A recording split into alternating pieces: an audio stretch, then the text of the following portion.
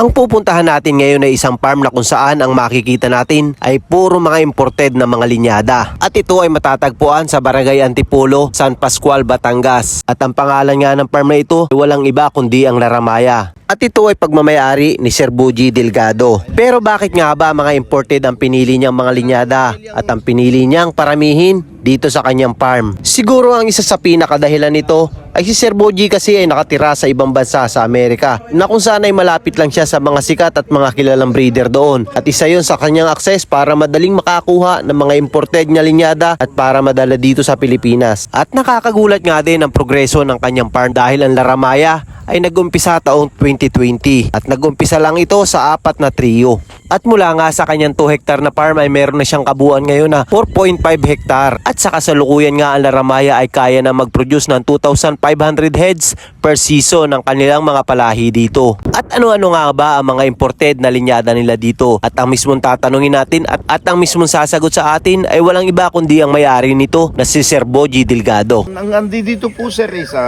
Jerry Jenkins Kelso, Jerry Jenkins sa 5K sweater at Jerry Jenkins na yung nga pala 5K sweater and Kelso lang.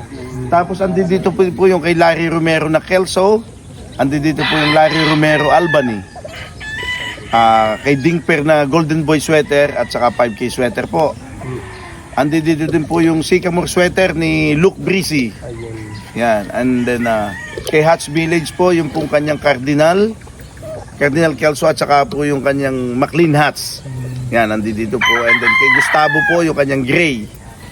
Bobby Purchild, may gray din po tayo ni Bobby Purchild. Philip Holloway na yellow-legged hats. And Gary Gilliam Roundhead, andito din po. And then meron po tayong Raptor dito. Yung gray po natin is Gustavo Gray and Bobby Purchild po na gray. Yan po ang mga grays natin. Yan po. Ang ating pong Gilmore, Dennis Walker po. Yan. So ayun, magandang umaga mga boss, ano? Nandito tayo ngayon sa Laramaya G Farm dito sa kanilang mga cording area. Ayan mga bossing. Dito ito matatagpuan sa San Pascual, Batangas. Papakita namin sa inyo yung mga kanilang imported na linyada rito mga bossing. Ang mga BL nila dito halos ay puro imported mga bossing, wala silang mga local. Ipapakita namin sa inyo yung kanilang mga personal breeding materials at saka yung kanilang mga idol. Ayan, pupunta tayo doon sa taas. Ayan.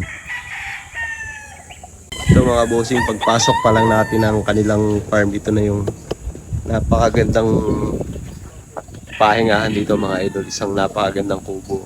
Ayan. Makikita natin yung kanilang pan dito. Mga tipi. Ayan mga idol.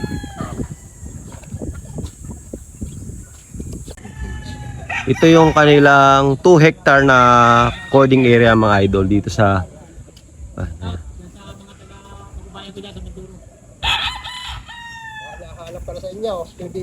ayan mga bossing. Meron din silang 2.5 hectare dun sa kabila. So hindi na siguro natin mapupuntahan yun ngayon. Ito mga bossing, isa sa kanilang imported Gary Gilliam mga idol, ang kanilang Gary Gilliam. Guwapo.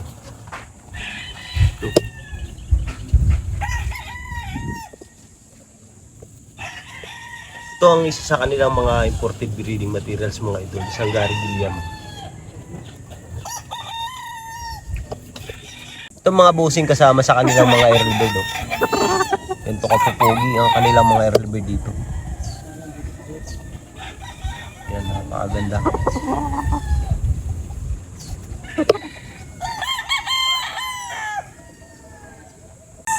Ang ganda ng tsura. Ang ganda na yung tsura nito isang to.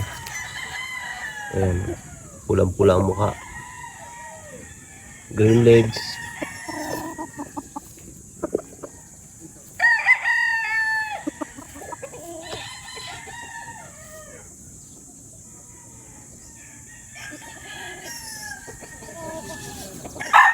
Yan.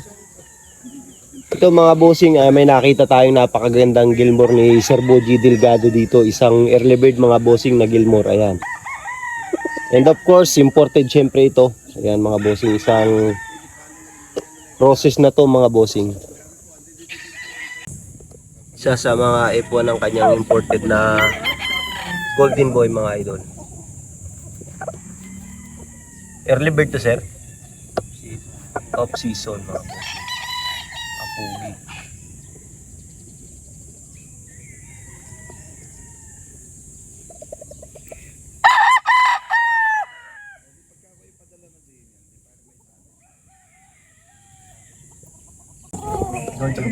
F1 Golden Boy mga bossing.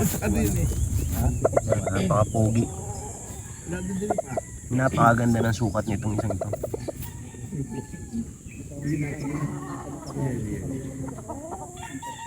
Sa akin sir, nawala yung ano Grabe.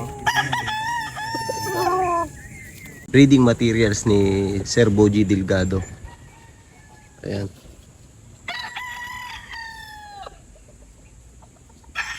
Aganda.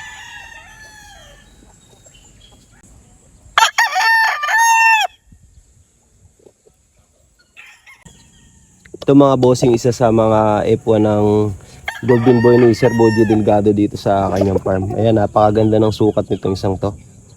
Light na light yung pagkakulay niya. Isa to sa mga gagawin niyang breeding materials dito. Pogi. Grabe. Grabe, F1 pa rin ang mga imported to mga bossing, isang Golden Boy.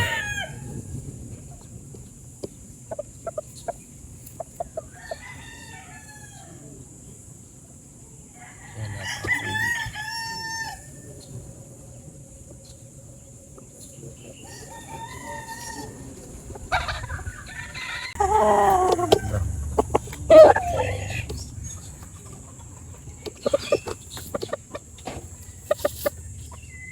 Gustavo Green.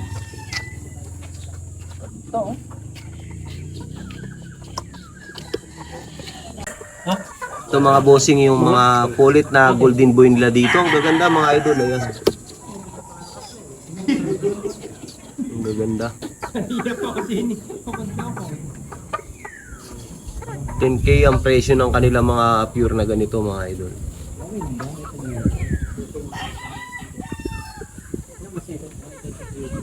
Ilang buwan sa ganito sir ninyo? Ilang buwan na to sir? Ha? Ayun. Yung iba naman na natin, mga 5 months.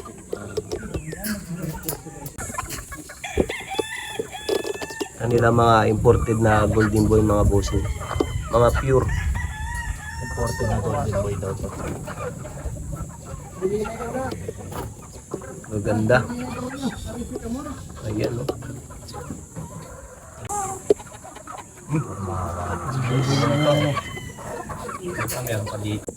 Ito mga bossing, isa sa kanilang mga straight comb Gilmore, isa sa mga breeding materials pa rin dito ni Sir Boji Delgado mga bossing.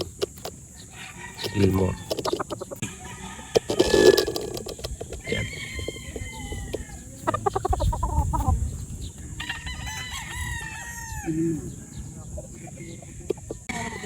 Isa sa mga Gilmore ni Sir Boji Delgado dito mga bossing. Ganda. Isang Gilmore. Imported pa rin to mga bossing. Sported din mga idol. Isa pa rin sa kanilang mga materials dito mga idol. Oh. Ganda.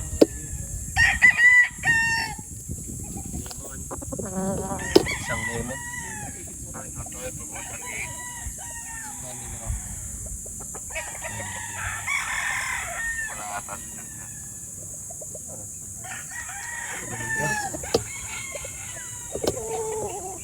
Materialis dito.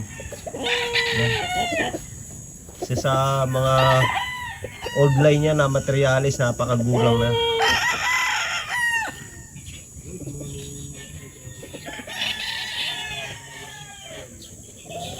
Grabe. Quality mga idol.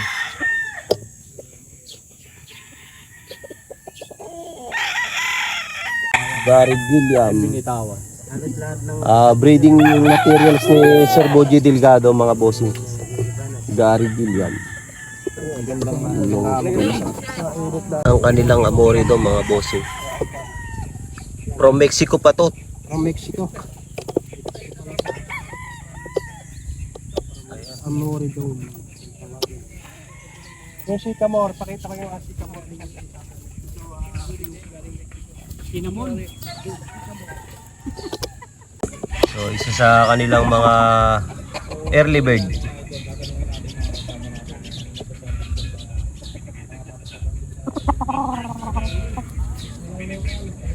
Grabe ganda. Mga bossing, isa pa rin sa kanilang mga early bird dito. Ayan. Ilang piraso na lang din daw yung naiiwan nilang early bird dito.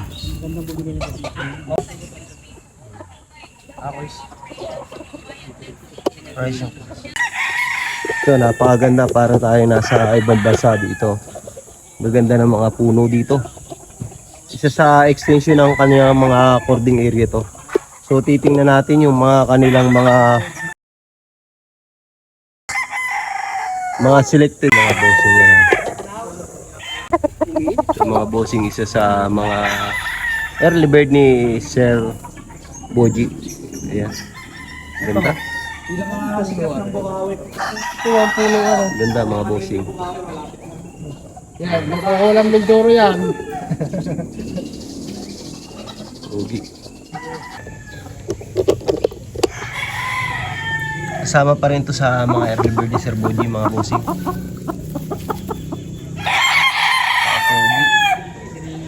Ayan.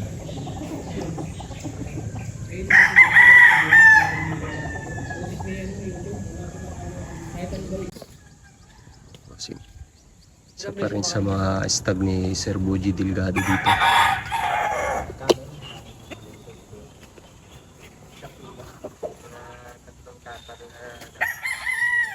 I think 4 o 5 tryo. And then nag-mix and match na lang ako sa kanila. And then may lumabas po na mag-line talaga. And then yun, pinagpatuloy natin hanggang sabi ko nga earlier na may marami mga kaibigan natin nagdi-demand hanggang sa nakilala na po tayo. May mga kaibigan po tayo, mga vloggers kagaya nyo, na nagpunta dito and then tumulong sa pag-introduce ng Isla Ramaya. And then yan po, nakilala na po tayo dandahan. So, salamat po sa inyo. Salamat po sa inyo. Baga sir, talaga nagsimula na talaga kayo sa magandang linyada na sir. No? Yes po. Kasi sir, nung una, inisip ko na po kagad yan na kung mag-uumpisa ako, mag-umpisa na po tayo ng tama. And then, same thing na pareho din yung gagastusin mo, pareho din yung panahon, yung abala, yung pera, especially hindi po ako taga dito. Taga Diyos ako. Sayang din yung pamasahe ko kung pupunta ako dito. Kung uuwi ako dito, magbibreed ako, tapos ang bibreed ko, yung siyempre yung mga regular lang. So, kung bakit, ang inisip ko sa sarili ko, bakit hindi ako mag-breed ng high-end na kung sa ni talagang top of the line. Kasi usually, ang nakakabili lang po ng mga imported materials, yung mga big time, yung nakakapunta po sa US, nakakabili ng maayos ng lines. Eh ngayon po, medyo nadadala ko na po dito. So, pwede po natin i-share sa mga hindi po nakakapunta doon. Ano yung linyadang imported na pinaka baseline ng Karamaya sir?